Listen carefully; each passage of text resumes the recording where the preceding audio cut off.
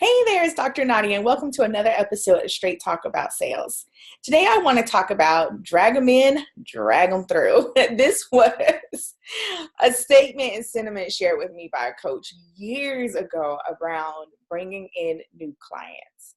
And one of the things that comes up a lot in my sales trainings is, Dr. Nadia, I feel like I have to beg people to work with me when I'm having a sales conversation, or I feel like I have to prove to them and taking that energy into the conversation.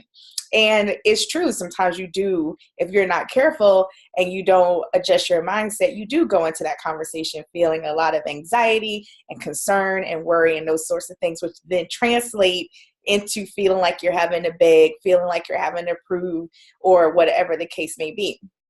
So a couple of things that I encourage you to do as you're looking at, bringing in new clients, working with clients that you absolutely love without having to feel all of those things is, one, change your mindset around the actual sales conversation. And what that means is, and when I tell clients, is when you're going into a sales conversation, it's like a two-way interview.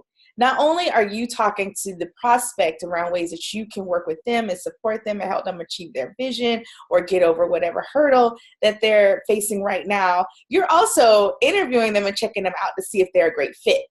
So that is why when we're going through different trainings, I love to start with, who is your ideal client? Who is it that you love to work with? What do they look like? What is their personality? Like for me, for example, I know I love to work with people that love to go fast. They're like, I'm ready, Dr. Nadia, let's do it. And boom, boom, boom, boom. And we really go fast. Like we just jump in and we dive in and it's like, whoosh. That's not everyone, right? So there are a lot of people that they need to think it over. They need to move a little bit slower. It's not a bad thing. It's just that they may not be the best fit for me. And if I decide to work with someone like that, I'm making a conscious decision that I'm going to have to adjust how I operate in order to meet them where they are. And it's not a bad thing, but it's an awareness. So then when I'm having a conversation with someone, then I can make those adjustments and I can make those decisions about whether or not that makes good sense for me.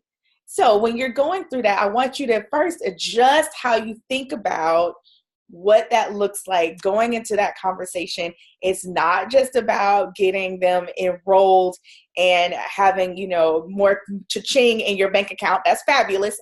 And we're also looking at really shifting that power, if you will, because now you're going into it just as they are. Like we're kind of checking each other out to see if we're a great fit. And if we are, fabulous. And if we're not, then it's all good. But you don't walk into that situation feeling like they're here and you're here, and now you're having to have this whole whatever dynamic.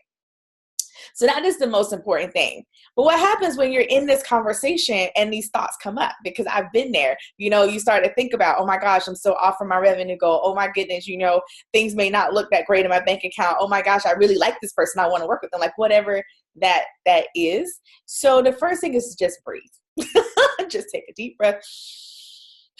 Just breathe. And I know sometimes you're in conversation, so if they're answering something, I'll put my phone on mute, take a deep breath, take a sip of water, just remind myself, like, dude, you are making this all about you. And it's not about you. It's not about your feelings. It's not about all that's going on in your world. It's about whether or not you can serve this client at their highest good, and if they're a great fit for what it is that you have to offer. So take that, shut that off, re-engage, refocus so that you can really hear what it is that they have to say in order to move the conversation forward. The second thing is to tie things back to what it is they said they desired. So when I teach clients around having and building out their conversation guides, we have tons of questions, and there's a whole section around questions, and I have them just brain dump all the questions they could possibly ever ask someone. One, so that you're never caught slipping. But two, sometimes we get bored. We have a bunch of conversation. I get tired of asking the same questions, so I get to mix it up. But this also allows you to really probe and find out why someone is having this conversation with you, what it is that they desire to accomplish in their lives, and how you can help them move it forward. So when that conversation, or if you're feeling some resistance, which a lot of times you will, or some concern or some hesitance, then you can always go back and tie it back and say, you know what, Nadia, you said, that's why it's important to take notes. You said ABC.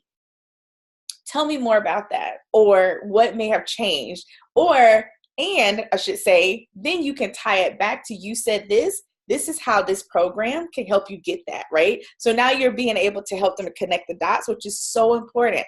Remember, you created this program. You think about it day and night. You brainstorm with it. You talk about it with your coach, your spouse, your children, your mastermind group.